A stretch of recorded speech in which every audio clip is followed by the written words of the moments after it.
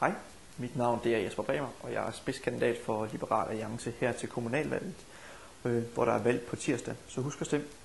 Jeg vil gerne lige prøve at opridse, hvorfor det er vigtigt, at vi får Liberal Alliance, et stærkt Liberal Alliance i Randers Byråd, og hvorfor netop du skal stemme på Liberal Alliance. For det første, så har vi det, der hedder styrk erhvervslivet. Vi skal styrke erhvervslivet, fordi at i Randers Kommune, der har vi 27% i den arbejdsdygtige alder, altså personer, der potentielt kan være på arbejdsmarkedet, som der er uden for arbejdsmarkedet, som er på overførselsindkomst. Og det er det, fordi der ikke er jobs nok. Vi skal selvfølgelig have skabt nogle jobs, så vi kan få de her folk flyttet fra passiv forsørgelse over til at kunne være selvforsørgende.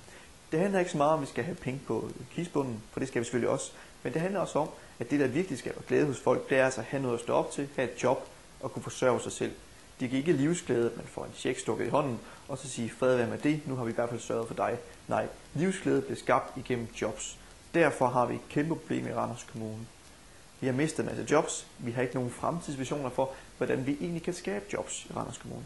Det vil jeg rigtig gerne kæmpe for, vi kan få. Både visionerne, men også jobsene.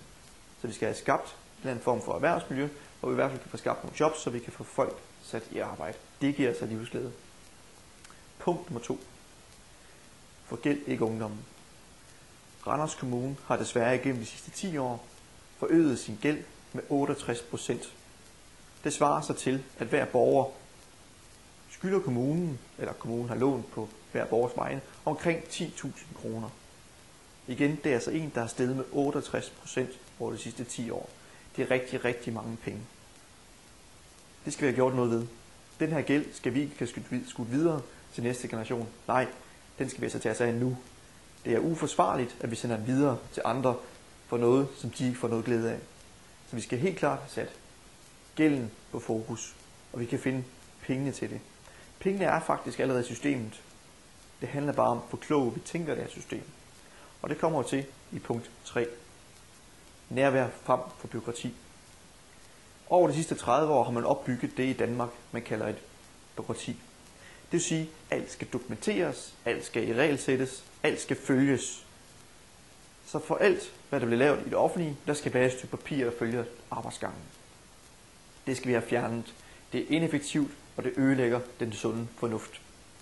Hvis vi for eksempel ser på hjemmeplejen, jamen så bruger en hjemmeplejer omkring 20% af sin tid på at skrive ned, hvad hjemmeplejen har nået i løbet af dagen. Hvad med, at vi brugte de 20% af tiden ude hos beboerne, i stedet for på at høre om, hvordan deres dag har været? Det tror jeg, det giver nærvær, det tror jeg, det giver livsglæde. Et ældre borger skal ikke føle sig som en patient. En ældre borger skal føle sig som en person, et menneske, man tager sig af. Så derfor siger vi nærvær frem for bureaukrati. Et andet eksempel er en socialrådgiver. Socialrådgiverne tager omkring 60% af deres tid på administrativ arbejde. Hvorfor er det så, at vi bruger så mange penge i systemet? Jo, der igen er socialrådgiveren et godt eksempel. Hvis en person kommer hen til socialrådgiveren og siger, nu tager vi et tænkt eksempel, man for eksempel gerne vil have en cykelhjelm. Så kommer man til socialrådgiveren og siger, at jeg har fået et job, men jeg skal bruge en cykelhjelm for at kunne transportere mig over til det her job. Så de vil gerne ansøge om tilskud til en cykelhjelm til 100 kroner. Så tager socialrådgiveren imod personen, behandler sagen og sender den så videre i systemet op igennem hierarkiet for at få det godkendt, de her 100 kroner til en cykelhjelm. Så går der måske en måneds tid, så er alle dokumenter kommet tilbage, det er blevet godkendt, du får 100 kroner til en cykelhjelm, gå ud og køb den. Så er personen måske glad for det. Men hvad er der sket imens? Jo, for det første, så er der brugt en masse tid, spildtid, både for socialrådgiveren og for borgeren. Nummer 2, det er de 100 kroner, man har brugt til at give videre til at købe en cykelhjelm til. Jo, igennem hele systemet, der er det måske kostet 1200 kroner at formidle de her 100 kroner. Så 1200 kroner for at formidle 100 kroner. Så kan man godt hurtigt regne ud, det bliver til rigtig, rigtig mange penge. Det skal vi have gjort noget ved.